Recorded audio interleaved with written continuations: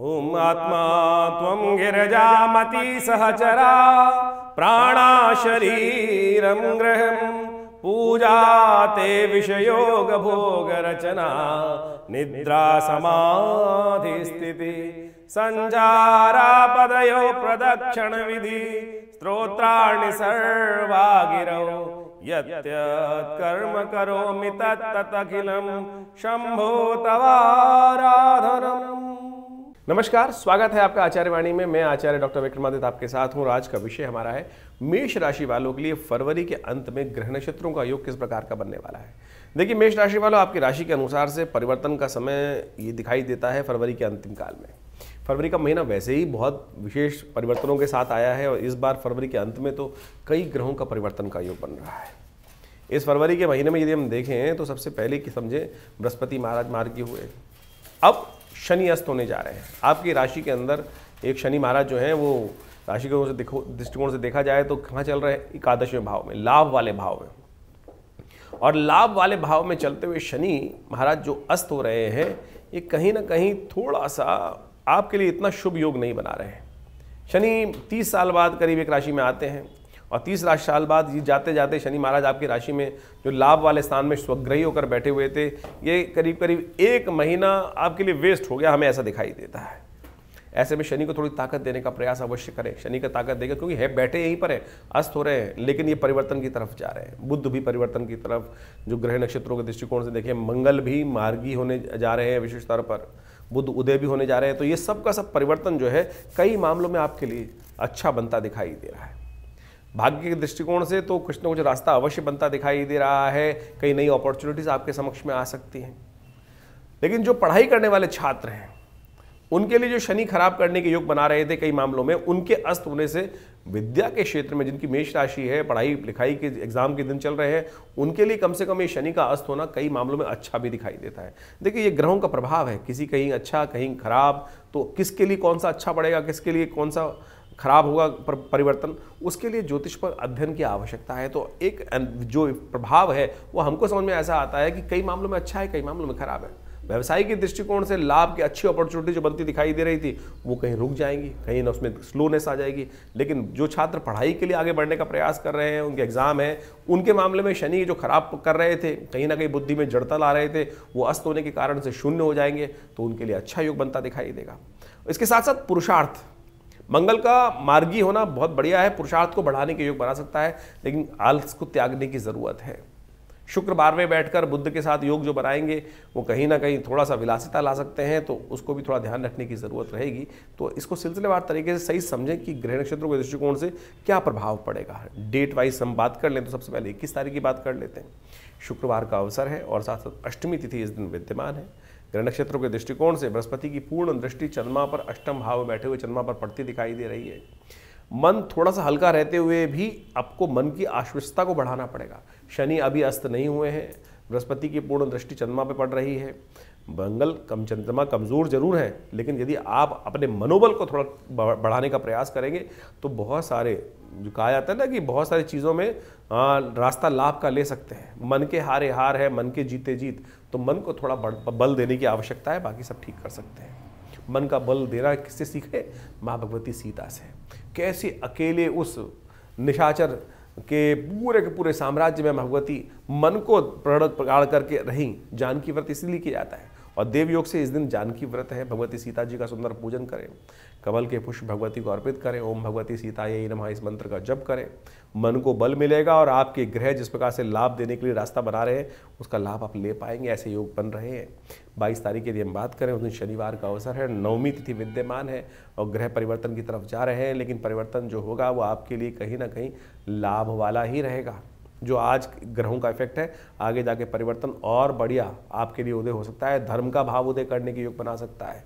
तो ओवरऑल ग्रह नक्षत्रों का दृष्टिकोण से आपके लिए अच्छा प्रभाव है। शनि महाराज का लाभ बिल्कुल लास्ट मोमेंट में पहुंचता दिखाई दे रहा है। अगले दिन जाके शनि अस्त हो जाएंगे, तो उससे पहले पहले शनिवार के दिन ये योग बन रहा है। तो कोशिश करें शनि के अस्त होने के बावजूद भी शनि का प्रभाव, शुभ प्रभाव आपके जीवन में पड़ता रहे। तो उसके लिए इस दिन सबसे अच्छा रहेगा आपकी राशि के दृष्टिकोण से कि आप शनि के मंत्र का जप करें, शनि स्तोत्र का पाठ करें, या हो सके तो विशेष तौर पर आप हनुमान जी को चूल्हा अर्पित करने का प्रयास करें, ये आपके लिए बड़ा अच्छा योग बनाएगा। ध्यान रखिएगा इस दिन मूल, ज्येष्ठा और मूल नक्षत्र का योग बन रहा है, जो 22 और 23 तारीख को योग बनेगा। तो जो जातक इस नक्षत्र में जन्म लेते हैं, इन दोनों नक्षत्र में, उनकी मूल शांति माता पिता को अवश्य करानी चाहिए। अन्यथा बालक जीवन में स्वयं के लिए भी, परिवार के लिए भी बहुत भारी रहता है। ये ज्योतिष के देखे ताके चीज़ें हैं, इनका इग्नोर नहीं करना चाहिए। 23 तारीख परिवर्तन का दिन, रविवार, दशमी तिथि इस दिन विद्यमान है और ग्रह नक्षत्रों के दृष्टिकोण से सबसे बड़ा परिवर्तन का योग बन रहा है। शनि जो 30 साल बाद आपके लाभ वाले स्थान में पहुंचे थे, 29 मार्च को बदल जाएंगे, लेकिन उससे पहले लाभ देने के पूर्ण परिपक्व काल में जब पहुंच चुके हैं, वो अस्त होने जा रहे हैं। तो ऐसे में आपको खास तौर पर समझ लेना चाहिए। देखिए, विशेष तौर पर मेष राशि वालों को समझना चाहिए, ये 23 तारीख को जो शनि अस्त होने जा रहे हैं, ये आपके लिए बहुत अच्छे नहीं हैं। शनि आपके लिए लाभदायक ग्रह थे, आपके लाभ वाले जो पक्का घर है उसका वहाँ विद्यमान थे। यह निजी घर माना जाता है शनि का, एकादशवां भाव शनि का अपना ही भाव माना जाता है और वो लाभ का भाव है। और वहाँ शनि 30 साल बाद आए और बिल्कुल परिपक्व काल शुभ ग्रह बनकर आए। और ऐसे में अब देखिए, शनि बृहस्पति भी पूर्ण सही स्थिति में आ गए थे, लेकिन शनि का लास्ट मोमेंट पर अस्त होना कहीं ना कहीं जो चलते हुए काम है उसमें कोई ब्रेक लगा सकता है, रुकावट दे सकता है। तो आपको इसको थोड़ी शक्ति देने का प्रयास करना चाहिए। इसके बाद तो आपकी 7.5 शुरू हो जाएगी अगले महीने से। लेकिन अभी शनि जा रहे हैं, बदलने से पहले जो अस्त हो रहे हैं, इनको थोड़ी नित्य प्रति ताकत देने का प्रयास करें। सूर्य के बिल्कुल सन्निकट आने के कारण से 12 डिग्री का फर्क से कम होने के कारण से शनि अस्त जो हो रहे हैं, ऐसे में नित्य प्रति शनि के मंत्र का जप, ओम प्रांग प्रींग प्रोंग से शनिश्चराय नमः, इस मंत्र का नित्य प्रति जप करें। क्योंकि शनि जाते जाते जो लाभ का रास्ता बना रहे थे, बहुत बढ़िया तरह से अपॉर्चुनिटी जाते हुए शनि बहुत महत्वपूर्ण लाभ देके जाते हैं, लेकिन अस्त हो गए हैं। तो ऐसे में शनि स्तोत्र का पाठ, नमः कृष्णाय नीलाय शितिकंठ निभाय च नमः कालाग्नि रूपाय कृतांताय च वै नमः, हम लोग कई बार अपने चैनल में सुनाया है, आप हमारे चैनल पर जाकर इसको सुन भी सकते हैं। तो इसका पाठ नित्य प्रति शुरू कर दीजिए, बहुत ज़रूरी है। इससे आपके शनि के जाते जाते भी कहीं ना कहीं जो रुकावट हो रही है अस्त होने के कारण से, उसमें परिवर्तन का योग बन पाएगा। ध्यान रखिएगा, अवश्य करें इसको तो अच्छा रहेगा। बात कर लेते हैं 24 तारीख सोमवार का अवसर, एकादशी वाले युक्त सोमवार है। इस दिन बहुत सुंदर योग बन रहा है, विजया एकादशी का योग बन रहा है और मंगल भी इस दिन मार्गी होने जा रहे हैं। ग्रह नक्षत्रों के दृष्टिकोण से देखें तो विजया एकादशी विजय देने वाली है, विजय के रास्ते खोलने वाली है। और विजय यानी कहा जाता है भगवान राम ने भी, यदि स्कंद पुराण के अनुसार से देखें तो भगवान राम ने भी रावण से युद्ध करने से पहले इसी विजया एकादशी के दिन व्रत कर शास्त्र विशेष तौर पर समुद्र तट पर बैठकर व्रत कर भगवान का पूजन कर उस विजय रथ को आगे बढ़ाया था। तो आप अवश्य जीवन में यदि मुकदमे चल रहे हैं, कुछ कष्ट चल रहे हैं, तो इस दिन का लाभ लेने का अवश्य प्रयास करना चाहिए, इस योग का लाभ लेने का प्रयास करना चाहिए। ग्रह नक्षत्रों के दृष्टिकोण से मन में धर्म का भाव अच्छा रहेगा, धर्म के प्रति इच्छा रहेगी, लेकिन ध्यान रखिएगा, धर्म में व्यक्ति जितना ज़्यादा जाता है उतना सरल हो जाता है। तो जो दुर्जन व्यक्ति होते हैं कहीं ना कहीं नुकसान पहुंचाने का कार्य कर सकते हैं। इस वक्त ग्रह नक्षत्र का योग ऐसा चल रहा है कि दुर्जन जो है वो अपनी चाल से बाज आने वाले नहीं हैं, वो कहीं ना कहीं क्षय मात का खेल खेलते रहेंगे। तो इसलिए थोड़ा अलर्ट होकर काम करिएगा। मंगल आपके तृतीय भाव में बैठे हैं, कहीं ना कहीं पुरुषार्थ में कमी ला रहे हैं, तो थोड़ा आपको अलर्ट होकर काम करने की ज़रूरत है। इस बात का ध्यान रखते हुए कार्य करेंगे तो अच्छा रहेगा। मंगल का मार्गी होना आपके लिए एक पॉजिटिव रिजल्ट लाएगा, चीज़ों को अच्छे से आगे बढ़ाने का प्रयास करेगा। भगवान विष्णु का सुंदर स्तवन करें, एकादशी का व्रत रखें, ओम नमो भगवते वासुदेवाय इस मंत्र का जप करें, आपके लिए अच्छा रहेगा। 25 तारीख मंगलवार का अवसर और द्वादशी तिथि है, उस दिन भौम प्रदोष का योग बन रहा है। ग्रह नक्षत्रों के दृष्टिकोण से परिवर्तन का समय है। चंद्रमा परिवर्तित होकर आपकी राशि के दृष्टिकोण से जहां चले गए हैं, बृहस्पति से दृष्ट हो गए हैं और आपकी कार्य सफलता का योग देते दिखाई दे रहे हैं। कार्य में सफलता का योग बनता दिखाई दे रहा है, कार्यों में विजय का योग बनता दिखाई दे रहा है। कहीं ना कहीं किसी न किसी प्रकार से ये 2-3 दिन आपके लिए रिजल्ट्स को लाने वाले दिखाई देते हैं, पॉजिटिव रिजल्ट्स को लाने के योग अच्छे बनते दिखाई दे रहे हैं। भौम प्रदोष है इस दिन। कहा जाता है कि जिनके जीवन में ऋण उनको परेशान कर रहा है, ऋण से निवृत्ति का योग नहीं बन रहा है, तो ऐसे में भगवान ऋण मुक्ति स्तोत्र से, मंगल का ऋण मुक्ति स्तोत्र है, उसका पाठ कर भगवान शंकर का सुंदर रुद्राभिषेक जो मीठे जल से करने का जो प्रयास करते हैं, गुड़युक्त जल से करने का प्रयास करते हैं, उनके लिए बहुत लाभ के रास्ते खुलते हैं। तो इस योग के दृष्टिकोण से इस दिन संकल्प लेकर ऋण सूक्त जो है, विशेषकर मंगल का ऋण मुक्ति सूत्र है, उसका पाठ करके आरंभ करना चाहिए। और यदि श्रद्धा के साथ 31 दिन का अनुष्ठान करें तो कहा जाता है उस ऋण मुक्ति का योग बन जाता है। इस दिन बुध महाराज जो आपकी राशि के दृष्टिकोण से जो 11वें भाव में विद्यमान है सूर्य के साथ, वो उदय होने जा रहे हैं, उनका प्रभाव आपको दिखना शुरू हो जाएगा। शनि अस्त, बुध उदय, और ये अच्छा है, कहीं ना कहीं चीज़ों को पॉजिटिव कर सकता है और बाकी ग्रह भी आपके लिए लाभ की दायक स्थिति बनाते दिखाई दे रहे हैं। 26 तारीख का दिन बहुत विशेष दिन है, महाशिवरात्रि का पर्व है। उस दिन त्रयोदशी तिथि उदया तिथि है, दिल्ली के पंचांग के अनुसार चतुर्दशी शाम को आ जाएगी। तो सुंदर त्रयोदशी चतुर्दशी का संयुक्त होने के कारण से भगवान शंकर का सुंदर पूजा का दिवस। ग्रह नक्षत्रों के दृष्टिकोण से यदि हम प्रभाव देखें, गजकेसरी योग विद्यमान है, ईश्वर की कृपा से आशीर्वाद मिलने के पूर्ण योग दिखाई देते हैं। तो श्रद्धा के साथ भगवान का सुंदर स्तवन करना संपूर्ण रूप से कल्याणकारी रहेगा।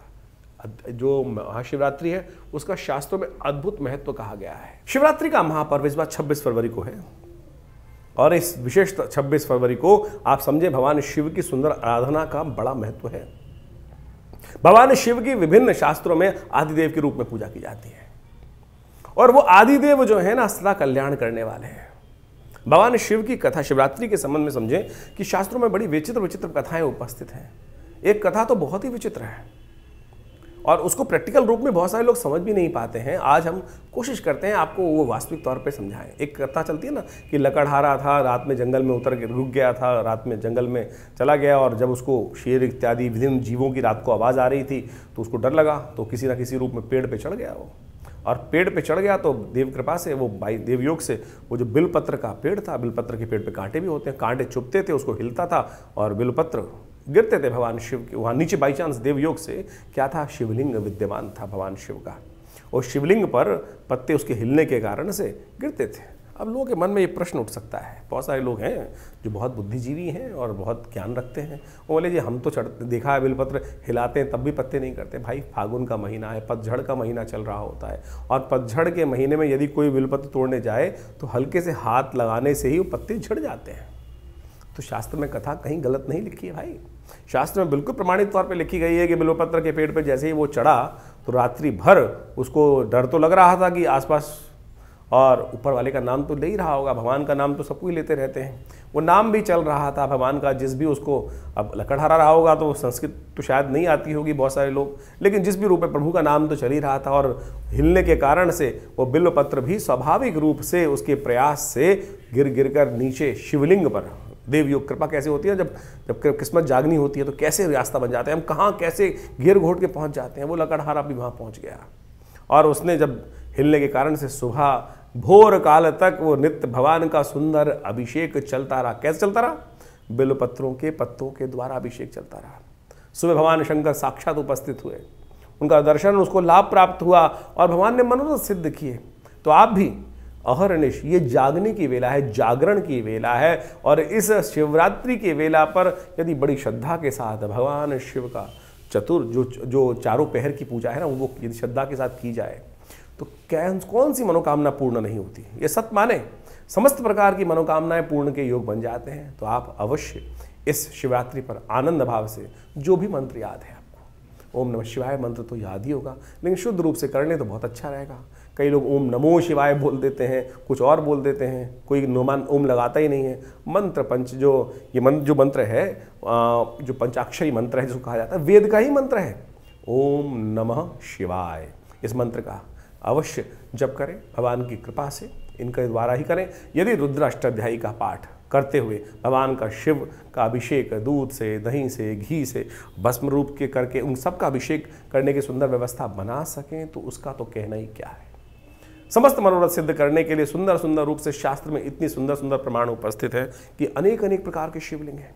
सबसे बढ़िया श्रेष्ठ जो पूजा की जाती है पार्थिव शिवलिंग की, जो कहा जाता है कि मिट्टी की बना हुआ शिवलिंग वो जीवन के यथार्थ को भी समझाता है। भगवान के यथार्थ जीवन को समझकर यदि उसकी रूप से पूजा आनंद भाव से कर ली जाए तो समस्त मनोरथ सिद्ध होने के योग बन जाते हैं। शिवराज विजय कल्प में तो इसके बारे में अद्भुत कथा उपस्थित है कि भगवान शिव का शिवलिंग के रूप में जब पूजन आरंभ हुआ, कहा जाता है बड़ी लंबी चौड़ी कथा आती है शास्त्र के अंदर। एक बार बड़ी विचित्र कथा है, हमने कई बार लोगों को के समक्ष कथा को रखा भी है। शिवराज विजय कल्प के अंदर जो कथा आती है, एक बार भगवान ब्रह्मा को इच्छा हुई कि मैं संसार को मैंने रचा है और संसार को देख कर आऊँ कि किस प्रकार से संसार चल रहा है।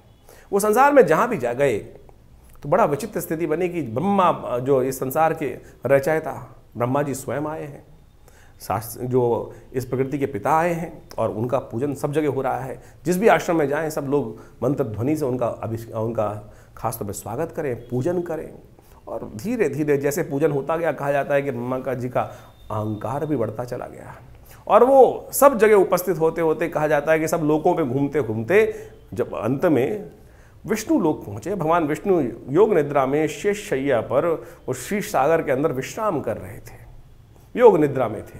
योग निद्रा का मतलब समझे, योग निद्रा का बारे में यदि कथा समझी जाए, क्योंकि योग निद्रा जो शब्द है आज की तारीख में तो लोग छोटे छोटे हैं ध्यान योग कराते हैं और वो केवल लोगों को, व्यक्ति को सुलाकर उसी को योग निद्रा कह देते हैं, लेकिन योग निद्रा शास्त्र में जो वर्णित है वो भगवान विष्णु के लिए ही आती है। कारण क्या है? निद्रा, एक साधारण निद्रा है, एक योग निद्रा है जो भगवान विष्णु ही जाते हैं जिस निद्रा के अंदर। कहाँ जा रहे हैं? वो सहस्त्र फन वाले नाग के जो फन उभाए बैठा है उसकी गोद में, उसकी पूंछ के ऊपर आसन बनाकर भगवान विष्णु उस पर विराजमान है और सो रहे हैं। निद्रा, आप अपने कमरे में सोने जाते हैं और यदि कोई कीड़ा एक छोटा सा आ जाए, एक छोटा सा मच्छर ही आ जाए, बुन बुन बुन करता रहे, या कोई ऐसी कोई स्थिति बन जाए, कुछ और कोई जीव घुस जाए उसके अंदर, क्या आप सो पाएंगे?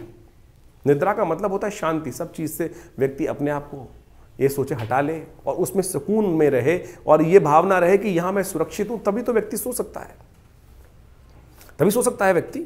लेकिन भगवान विष्णु जहाँ उस सहस्त्र फन वाले नाग के ऊपर आसन बनाकर वो बैठा हुआ है और उसके जहाँ फन फैलाए वो बैठा है और उसके गोद में भगवान विष्णु विश्राम कर रहे हैं, सो रहे हैं।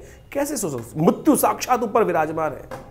वो भगवान योग निद्रा में, योग माया की कृपा से भगवान, जो कथा आती है दुर्गा सप्तशती के अंदर, जिसमें कहा गया है कि ब्रह्मा की जो प्रार्थना करते हैं, विश्वेश्वरीं जगद्धात्रीं स्थिति संहार कारिणीं निद्रां भगवतीं विष्णुरुतलां तेजसा प्रो ब्रह्मोवाच तुम स्वाहा तुम स्वाहा। ब्रह्मा जी प्रार्थना कर रहे हैं योग निद्रा की, योग माया जी की, कि हे योग माया जी, भगवान को जगाओ। जो मधुकैटभ राक्षस हैं वो इस संसार को खाए चले जा रहे हैं, समाप्त करते चले जा रहे हैं। तब उन्होंने प्रार्थना करी, तब उन्होंने योग निद्रा से भगवान को बाहर लाने के लिए योग माया जी से प्रार्थना करी।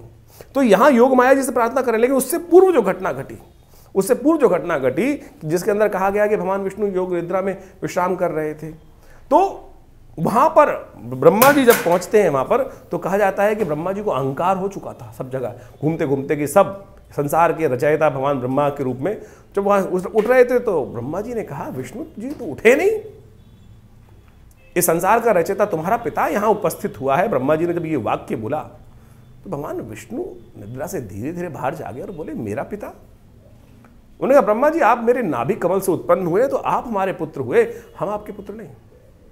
लेकिन कहा जाता है कि ब्रह्मा जी अहंकार के वश, जो नेत्र थे उनके बदल चुके थे और अहंकार के वश सत्य समझ नहीं पा रहे, शालीनता भी समाप्त हो चुकी थी।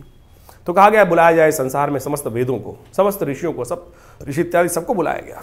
सबसे पूछा गया कि बताओ भाई कौन बड़े, भगवान विष्णु बड़े या महाराज भगवान ब्रह्मा बड़े?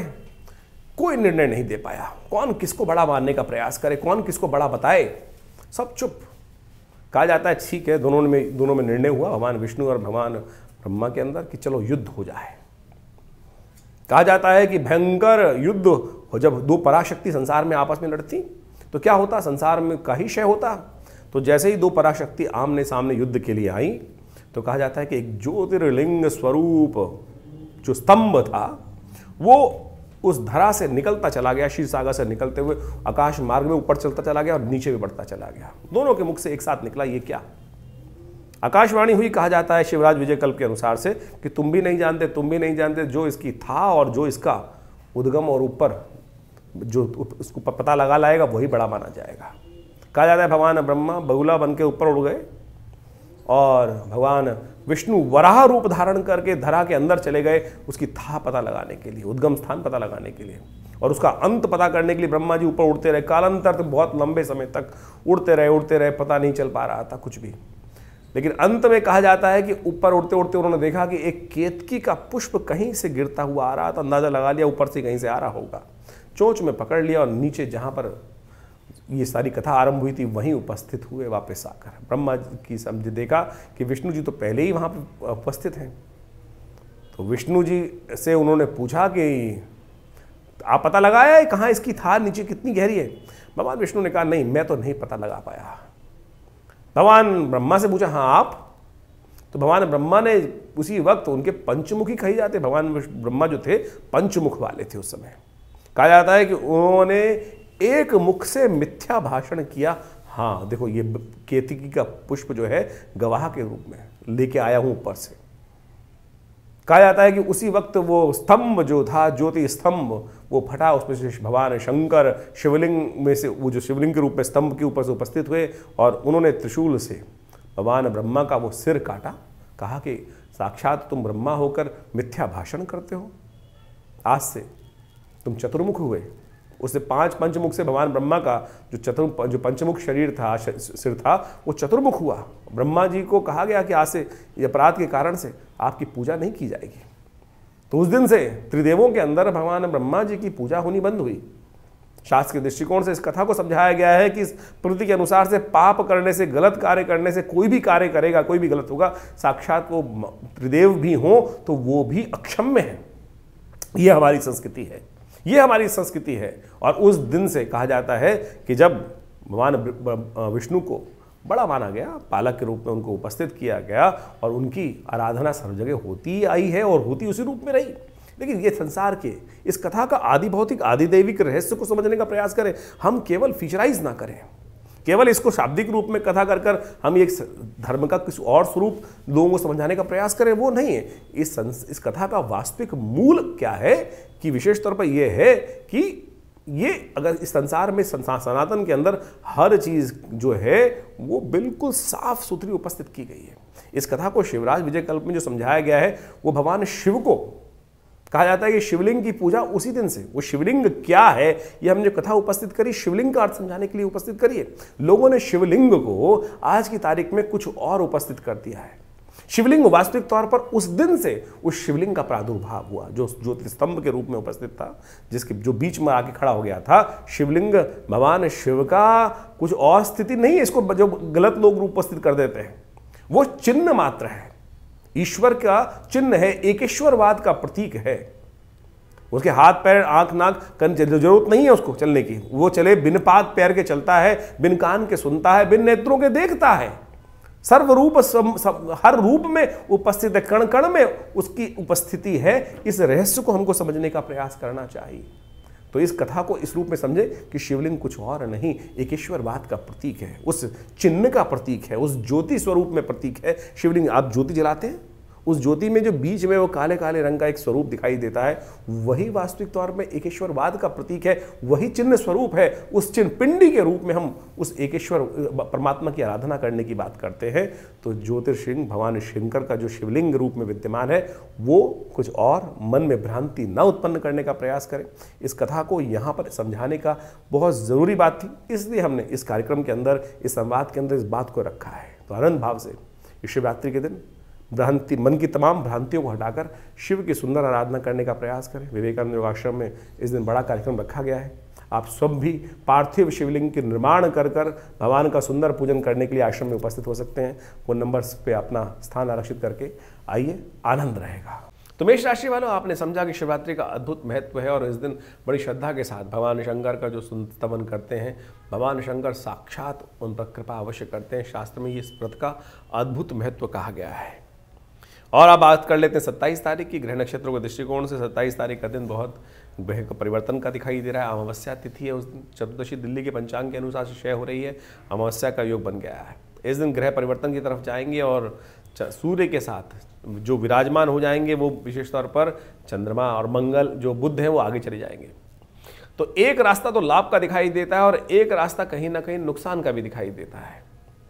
जो आपने कार्य किया है, मेहनत करी है, उसमें कहीं ना कहीं लोग ऐसे हो सकते हैं जो आपको साइड लाइन करने का प्रयास करें, ऐसे योग बनते दिखाई दे रहे हैं कुछ दिन के लिए। तो मेष राशि वालों खासतौर पर ध्यान रखना, जो आपने मेहनत करते हैं उसका क्रेडिट शायद कोई और ले जाने का प्रयास कर सकता है। बुध का ये परिवर्तन विशेष तौर पर शुक्र के साथ जो होने जा रहा है 12वें भाव में, वो कहीं ना कहीं आपका मेहनत का क्रेडिट कोई और ले जाता दिखाई दे रहा है, तो आपको ध्यान रखना चाहिए। अमावस्या है इस दिन, तो अपने पितरों के निमित्त अवश्य तर्पण इत्यादि कार्य करें, ब्राह्मणों को भोजन कराएं, गऊ ग्रास निकालें, ये आपके लिए बहुत श्रेष्ठ कार्य है, उचित कार्य है, अवश्य करना चाहिए। 28 तारीख का दिन शुक्रवार का दिन है और उस दिन फागुन का शुक्ल पक्ष आरंभ होगा। इस दिन ग्रह नक्षत्रों के दृष्टिकोण से जो ग्रह योग का योगा योग बन रहा है वो आपके लिए जो विशेष तौर पर कहीं ना कहीं से लाभ मिलने के योग बनते दिखाई दे रहे हैं। चंद्रमा का थोड़ा बल देने का प्रयास करें, दूध का दान करने का प्रयास करें, गौ सेवा करने का प्रयास करें। ग्रह कहीं ना कहीं लाभ दे सकते हैं। ग्रहों का योग आपने समझा। जिस प्रकार से ये फागुन का महीना है और इस फागुन के महीने में विभिन्न प्रकार के योग बनते हैं, आध्यात्मिक दृष्टिकोण से ये फागुन का महीना बड़ा अद्भुत बोला जाता है। तो यदि हम भारतीय पंचांग के अनुसार से बात करें तो अंतिम मास माना जाता है। ये ऐसा महीना है कि जो आनंद की तरफ ले जाता है। प्रकृति प्रस्फुटित हो रही होती है, प्रकृति में विभिन्न रंग प्रस्फुटित हो रहे होते हैं। आनंद का, प्रेम का, समर्पण का, आध्यात्मिक उन्नति का, विशेष तौर पर बड़े विभिन्न प्रकार का महीना माना जाता है। कितने सुंदर उत्सव इस मास में उपस्थित होते हैं। होली, धुलेंडी और तो और शिवरात्रि का महापर्व, भगवान कृष्ण की सुंदर आराधना का पर्व, शिव की सुंदर आराधना का पर्व, ये इस समय विद्यमान होता है। और इस बार तो खासतौर पर फागुन की यदि हम बात करें तो कई ग्रहों का योग बड़ा विचित्र तौर पर बन के तैयार है। इस समय में भगवान शिव की आराधना का तो सुंदर योग बन ही रहा है। कहा जाता है कि एक बार भगवान शिव की सुंदर आराधना यदि उस शुभ योग में कर ली जाए, कथा आपने सुनी, इस कार्यक्रम में हमने वो कथा उपस्थित करी कि कैसे लकड़हारा अनायास ही उस वृक्ष के ऊपर विद्यमान था, हिलता था और उसकी वजह से वो पत्ते गिरते थे और भगवान की कृपा अनायास ही कर्म करने से प्रसन्न हो जाती है। तो सुंदर सोचें कि कितना सुंदर वेला है।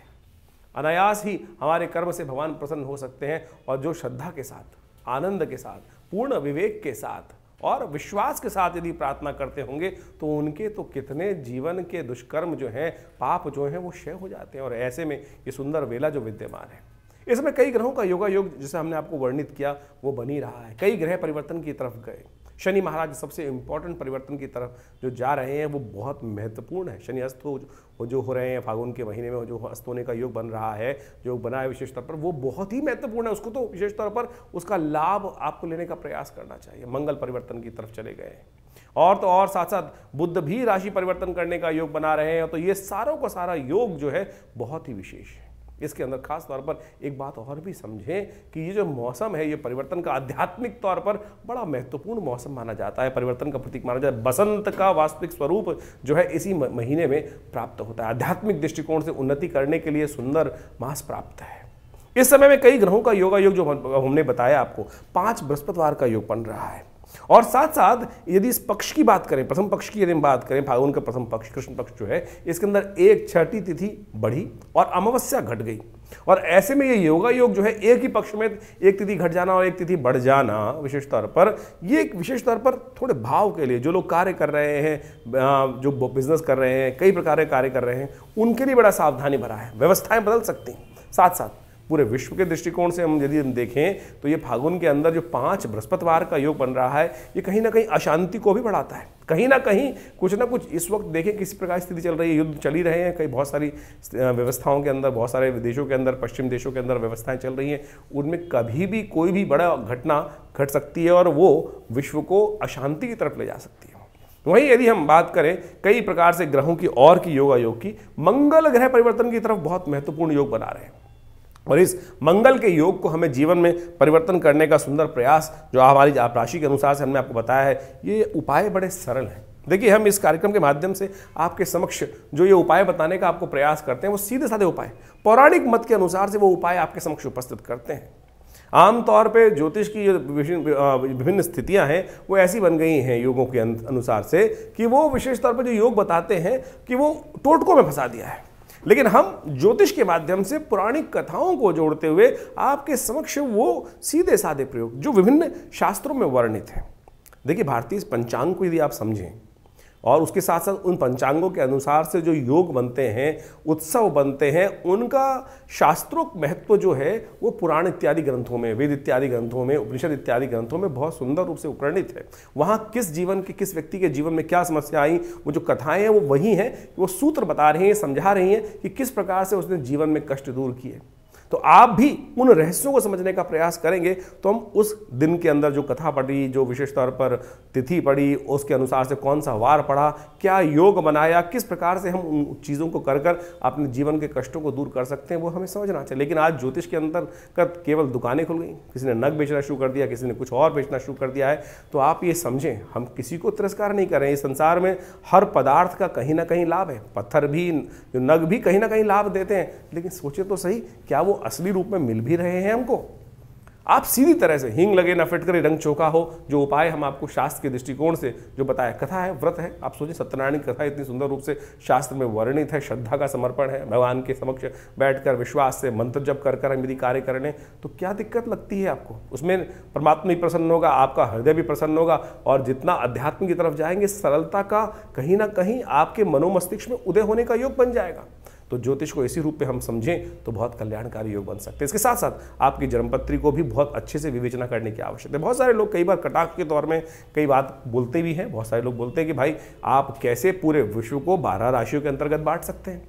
नहीं, बिल्कुल नहीं बांटा जा सकता। लेकिन ज्योतिष के दृष्टिकोण से कहीं ना कहीं गोचर का जो प्रेडिक्शन है वो तो 12 राशियों के अनुसार ही चलेगा, 12 भावों के अनुसार ही चल रहा है, और उन्हीं 12 भावों में ग्रहों का परिवर्तन का 12 राशियों के दृष्टिकोण से हो रहा है। तो उसका प्रभाव कैसे निकलट किया जाता है? हाँ, इसका प्रभाव ऐसा जरूर है कि जो 8वीं मंजिल पर बैठा है उसको एक अलग प्रभाव महसूस होगा, जो जमीन के अंदर है उसको एक अलग प्रकार का प्रभाव महसूस होगा, जो जीवन में जिस आयाम पर है, जिस विशेष तौर पर छोटा है, बड़ा है, करीब है, अमीर है, उसके अनुसार से उसके परिवर्तन, यानी उसकी जन्मपत्री में किस प्रकार के जब जन्म हुआ किस प्रकार के योग बन रहे हैं, कौन सी दशाएं चल रही हैं, किस प्रकार से ग्रहों की बेसिक स्थिति है, षडवर्ग में शुद्ध है कि नहीं है, षडबल उसके अंदर किस प्रकार का विद्यमान है, नव जो विशेष जन्मपत्री को जो इंटरप्रिटेशन करने के लिए जो स्थिति बताई शास्त्र के अनुसार से बताई गई है, उनकी भी बहुत बड़ी महत्वपूर्णता रहती है। तो उसके लिए हम समय समय पर आपके साथ बहुत सारे चैनल पर जुड़ते रहते हैं, और बहुत सारे लोग अपनी समस्याओं का डिस्कशन करने के लिए आश्रम पर आते भी रहते हैं। तो आप भी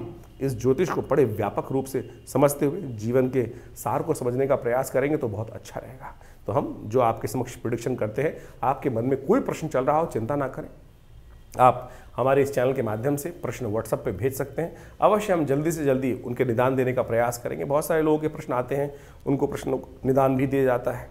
और साथ साथ जो यदि रविवार को आप प्रत्यक्ष रूप से मिलना चाहते हैं तो आश्रम पर सुंदर व्यवस्था रहती है, आप आके मिल सकते हैं। और इस दौरान तो एक बहुत बड़े उत्सव भी रहने वाले शिवरात्रि का महापर्व, जिसके बारे में हमने आपको बताया है। शिवरात्रि का जो महापर्व है वो बहुत सुंदर रूप से, व्यापक रूप से विवेकानंद योगाश्रम में मनाया जाता है। पार्थिव शिवलिंग का सुंदर निर्माण किया जाता है। सबसे श्रेष्ठ शिव की जो पूजा है, आराधना है, वो पार्थिव शिवलिंग के रूप में ही है। और उनके अंतर वो शिवलिंग की प्रतिष्ठा, जितने भी लोग बैठते हैं वो सब लोग अपने अपने शिवलिंग का निर्माण 108 शिवलिंग का निर्माण करते हैं। फिर उनका पंचोपचार पूजन किया जाता है, षोडशोपचार पूजन किया जाता है, फिर रुद्राभिषेक की पूरे अष्टाध्यायी के द्वारा उनका अभिषेक होता है, और फिर सुंदर रूप से यज्ञ इत्यादि कर भगवान का सुंदर स्तवन शिवरात्रि के दिन विवेकानंद योगाश्रम में किया जाने की सुंदर व्यवस्था हो रही है। आप अपना स्थान उसमें आरक्षित करा सकते हैं और सुंदर रूप से हमारे साथ बैठकर भगवान शिव की सुंदर आराधना उस शिवरात्रि के महापर्व पर करिएगा। देखिएगा, बिल्कुल वैदिक रीति के अनुसार से हम सुंदर रूप से उस रुद्रा अष्टाध्यायी का, रुद्री का पाठ करते हुए भगवान का सुंदर पूजन चलता है। आप भी यदि उसमें सम्मिलित हो, दिव्य स्थान है, माँ भगवती का सुंदर शिव विग्रह वहाँ उपस्थित है हमारे आश्रम पर दिल्ली में लक्ष्मीनगर क्षेत्र में विवेकानंद योग आश्रम, जो पीताम्बरा पीठाधीश्वर जो भगवान पीठ है भगवती का है, और वहाँ उस पीठ पर भगवती का सुंदर दर्शन कर आप अपने कष्टों को दूर करने के लिए भगवती के सामने प्रार्थना भी कर सकते हैं, और भगवती सुनती हैं। हमने विशेष रूप से ये सिद्ध स्थली, सिद्ध मूर्ति के सामने देखा, हजारों लोग आते हैं और उनकी मनोकामना सिद्ध होती है। आप भी हमारे इस कार्यक्रम में जुड़ें, और बहुत सारे उत्सव समय समय पर होते ही रहते हैं, उसके बारे में हम आपको अवगत कराते ही रहते हैं। तो इस कार्यक्रम में भी शिवरात्रि के महापर्व पर जो होने वाला कार्यक्रम है उसमें अवश्य सम्मिलित हो। ईश्वरी कृपा से मनोकामना सिद्धि के योग भी बनेंगे, कष्ट भी दूर होंगे, और आपके जीवन में कोई प्रश्न चल रहा हो तो उसका निदान जानने के लिए व्यवस्था हमने आपके समक्ष उपस्थित करी।